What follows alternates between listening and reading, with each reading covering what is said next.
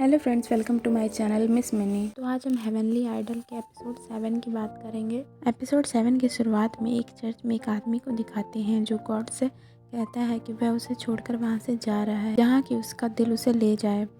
अपने गले से एक वाइट पट्टी निकाल कर रख देता है। फिर योनो उसे एक पेपर दिखाकर कहता है कि जो इसमें लिखा है वो सच है और तुम एक औरत के लिए प्रीस्ट के पद से रिज़ाइन दे दोगे।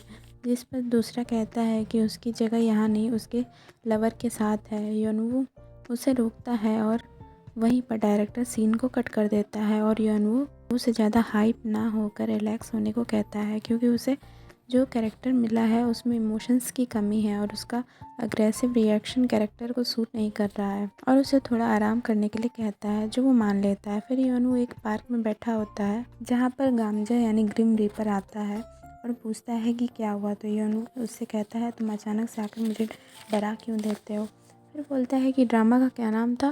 तो रीपर बताता है कि ये स्टोरी एक प्रीस्ट की है जिसे एक फेमस एक्ट्रेस से पहली नज़र में प्यार हो जाता है और वो लोग एक नाइट स्पेंड करते हैं। वह आदमी प्रीस्ट बनना छोड़ देता है बट एक्ट्रेस उसे धोखा दे देती है। वह आदमी एक्ट्रेस से बदला लेने के लिए सक्सेसफुल बन जाता है बट लास्ट में दोनों साथ आ जाते हैं। जिस पर योनवू कहता है ये दुनिया बड़ी अजीब है, इन ड्रामों से लोग क्लैरिक्स के बारे में क्या सोचेंगे। क्लैरिक को प्योर और लोनली लाइफ जीनी चाहिए। टॉपिक चेंज हो जाता है और रीपर उससे कल उसे डेस्परेटली पूछे जाने का कारण पूछता है जिससे उसे कल का याद आता है जब डालमी रोते हुए योनवू के सामने बेहोश हो गई थी। तब योनवू ने रीपर को फ़ोन किया था और उसे अपने पास बुलाया था।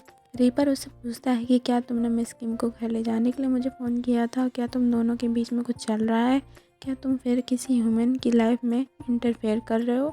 बट योनवू मना कर देता है और पूछता है कि रेमरेरी तुम्हें क्या हुआ है, तुम्हें यहाँ से लौटने का तरीका ढूंढना चाहिए। दुनिया बदल रही है, जो नहीं होना चाहिए वो हो रहा है, तुम भी कोशिश करो और अपने डाइटी से ज़रूर मिलोगे। फिर रैम वहाँ से चला जाता है और माइंग वूशन से होंग डाई डाई जाने का जवाब मांगता है जिस पर वूशन उसे उसका लेवल का ना होने का बोलता है। उन दोनों का इतना पास खड़ा होकर लोग उन दोनों के क्लोजनेस को लव बोलने लगते हैं। ये सब सुनकर भी रेमरेरी वहाँ से नहीं हटता और आंसर का वेट करता है। फिर वूशन उसे वहाँ जाने का रास्ता बताता है। होंग डाई डाई का मतलब होता है मास्टर। अगर तुम्हारा इन्फ्लुएंस बढ़ेगा तो मास्टर तुम्हें खुद नोटिस करेंगे और तुम्हारे पास आएंगे। स्पॉन्सर जैसे बैड न्यूज़ के बजाय अच्छे रीजंस के वजह से न्यूज़ और मीडिया में दिखो। टॉप न्यूज़ और ऑनलाइन सर्च में 5 से ज़्यादा बार टॉप करने पर मास्टर तुम्हारे पास आएंगे। इतना कह के वह जाने लगता है बट योनवू कहता है कि अगर मैं एक बार आपके साथ न्यूज़ में टॉप कर सकता हूँ तो अगली बार भी हो सकता है। वूशन उसे ऐसा करने से मना करता है और चला जाता है। रैम सोचता है कि मिस किम को इसके बारे में पता होगा बट उससे कैसे पूछे ये समझ में नहीं आता। अगला सीन LLL एंटरटेनमेंट के ऑफिस का होता है जहाँ CEO और मिस किम होते हैं। जहाँ मिस किम ग्रुप का डेली शेड्यूल का ब्यौरा दे रही होती है, जहाँ पर बॉस मिस किम को RU एंटरटेनमेंट के फेमस हेड के साथ टीम अप होने पर रियलिटी शो की बात बताती है और उसे वहाँ से जाने को कहती है। मिस किम लेस्ली के नेम को ऑनलाइन सर्च करती है और कोई न्यूज़ ना होने पर राहत की सांस लेती है। फिर जब वह जा रही होती है तो उसके सामने से रैम आ रहा होता है और उसे देखकर वह मुंह घुमाकर खिड़की के बाहर झांकने लगता है। बट वो कहती है कि तुम यहाँ क्या कर रहे हो और ऐसे क्यों देख रहे हो, तुम्हें कुछ कहना है क्या, क्योंकि आज वह बिज़ी है और वह चली जाती है। फिर रिकॉर्डिंग स्टूडियो दिखता है जहाँ न्यू सॉन्ग की रिकॉर्डिंग हो रही होती है। रैम उदास दिखाई देता है। ताइन की अच्छे मेन वोकलिस्ट होने के लिए सब उसकी तारीफ़ करते हैं। फिर रैम के मेन वोकल होने की बात होती है। ताइन मेन वोकल होता है बट चीफ इस सॉन्ग के लिए रैम को प्रेफर करता है। ताइन कहता है कि योनवू रैपर है और सिंग सर्वाइवल में भी लास्ट आया था और स्पॉन्सर की बात करता है जहाँ पर कैसी कहता है कि योनवू को मेन वोकल के लिए बोला जा रहा है इसलिए वो गुस्सा है।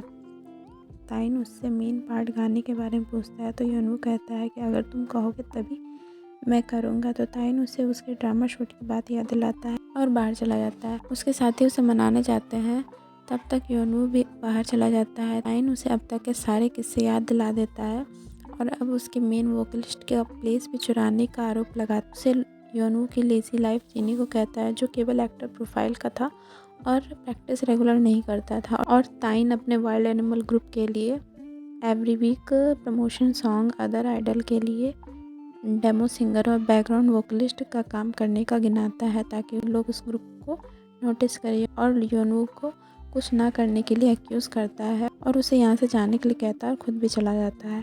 तब योनवू अपने साथी से उसके चेयरफुल होने की बात कहता है, जिस पर दूसरा हामी भरता है। योनवू को लगता है कि उसने ताइन की जगह ले ली है, इसलिए वह अपसेट है। तो शिन उसे रिलैक्स होने के लिए कहता है और बाद में बात करने के लिए कहता है।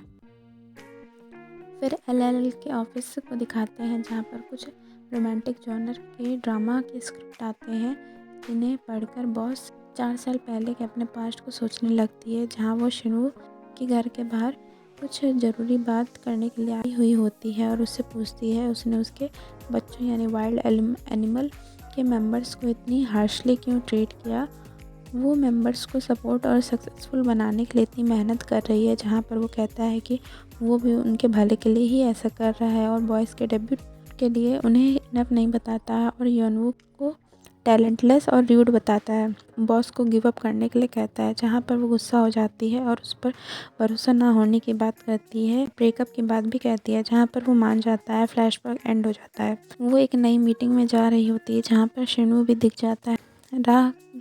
कांग्रेस, जहाँ पर वो ग्रुप के सक्सेसफुल होने के लिए कांग्रेस बधाई देता है और बॉस शिनवू से बताता है कि वह एक नया रियलिटी शो कर रहा है, जहाँ पर उसने वाइल्ड एनिमल को रिकमेंड किया है क्योंकि उसे वो डिज़र्विंग लग रहे हैं, और कांटेक्ट में रहने की बात कहकर चला जाता है। फिर नेक्स्ट सीन में कार पार्किंग का सीन होता है, जहाँ पर मिस किम योनवू को रिसीव करने के लिए आई हुई होती है। योनवू उससे कुछ ज़रूरी बात करने को कहता है, बट मिस किम उसे टाल देती है और बाद में एक कॉफ़ी टेबल के पास दिखते हैं, जहाँ मिस किम उसे एक हीलिंग वैरायटी शो के लिए टेंपल में जाने के लिए कहती है, जहाँ पर उसे एक नाइट रुकना पड़ेगा, जहाँ वो ताइन को भी साथ ले जाने के लिए पूछने लगता है और उसे आज के सिचुएशन के बारे में बताता है। तो मिस अरेंजमेंट करने की बात कहती है और उसे इम्पोर्टेंट बात पूछती है। योनवू उसे कहता है कि क्योंकि वो एक प्रीस्ट है और अपने भगवान को का डिवोटी है,